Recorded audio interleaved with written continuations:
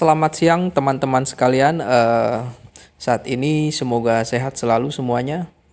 Sekarang Indonesia mempunyai sirkuit baru di Mandalika.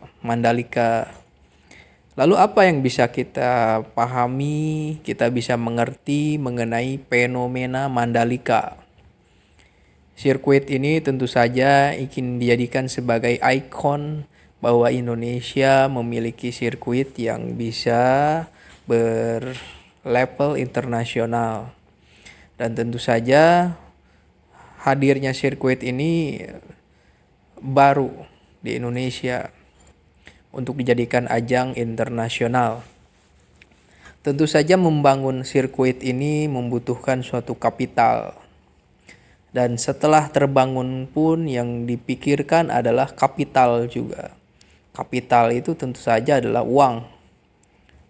Jadi para kapital ini juga memiliki orientasi untuk mendapatkan citra. Selain citra tentu saja di sana membutuhkan suatu permainan. Jadi memang kapitalisme itu membutuhkan suatu produksi, memproduksi citra, memproduksi suatu kesenangan. Kata Vaclav Havel sebut dengan imagologi, imajinasi mengenai kesenangan, suatu permainan.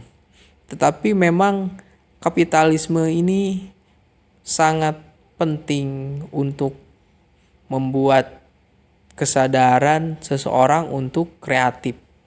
Dan kreatif ini bisa mendatangkan investor, tentu saja untuk menyimpan uang, untuk investasi, sehingga mendapatkan keuntungan. Pemerintah atau negara Indonesia ini mendapatkan investasi, ekonomi hidup, juga mendapatkan suatu tontonan. Salah satu yang ditonton yang dianggap sebagai berlevel internasional.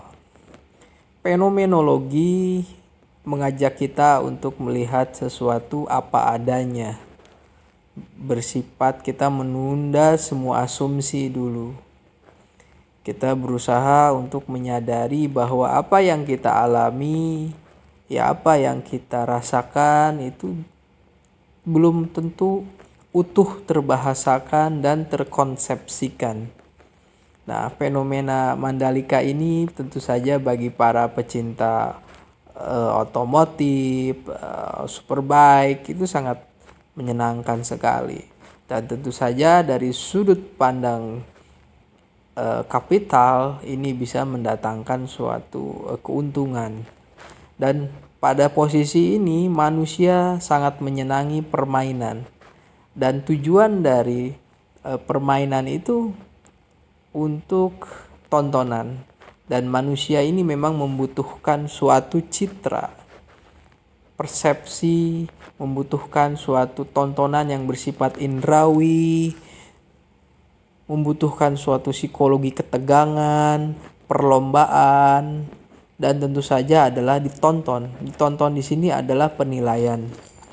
Jadi ketika seseorang manusia itu mereka melakukan suatu tindakan itu tentu saja menghasilkan suatu keuntungan.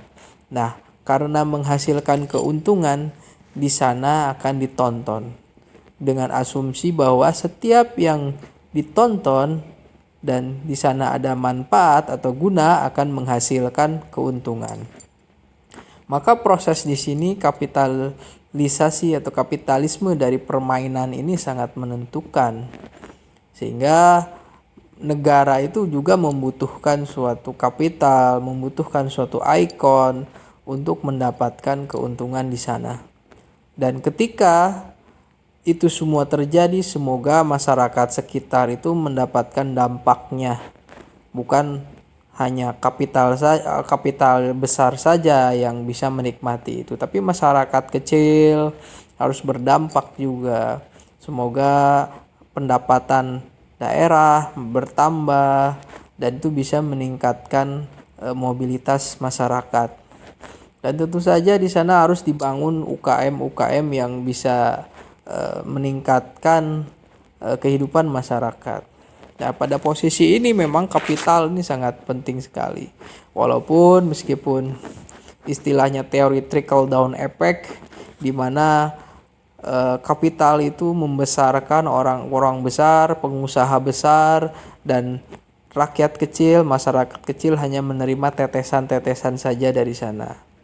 Dan pada posisi ini itu sesungguhnya tidak ada secara tidak etis, tetapi mekanisme itu sesuatu yang sering terjadi. Sehingga fenomena hadirnya sirkuit Mandalika ini bisa kita pahami sebagai suatu upaya pemerintah untuk membangun suatu ekonomi masyarakat.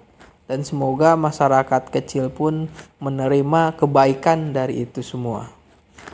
Sehingga tidak hanya menjadi seperti apa yang dikatakan oleh Peter L. Berger, seorang sosiolog yang menyatakan bahwa setiap pembangunan itu pada hierarki yang paling tinggi itu adalah orang yang sedikit, orang para penguasa, orang yang kaya, sedangkan di bagian yang bawah itu masyarakat besar, dan kadang masyarakat besar selalu menjadi korban.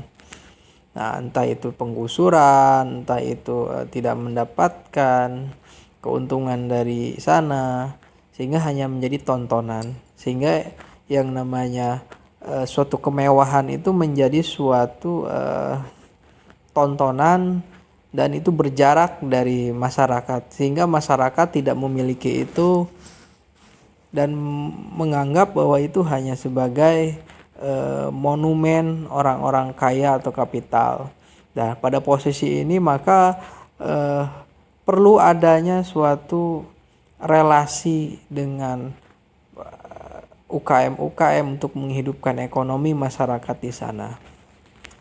Dan tentu saja ini adalah zaman di mana katakan oleh kaum postmodernisme bahwa yang namanya makna itu tidak sesuai dengan faktanya atau dengan petandanya. Petanda tidak sama dengan makna atau rujukan kenyataan itu sendiri. Dan tentu saja membangun suatu imaji, membangun suatu citra itu sudah berhasil di dunia kapital, menciptakan iklan, menciptakan suatu bujukan untuk mengkonsumsi sesuatu. Itu menjadi bagian dari mekanisme atau suatu prinsip dari kapital.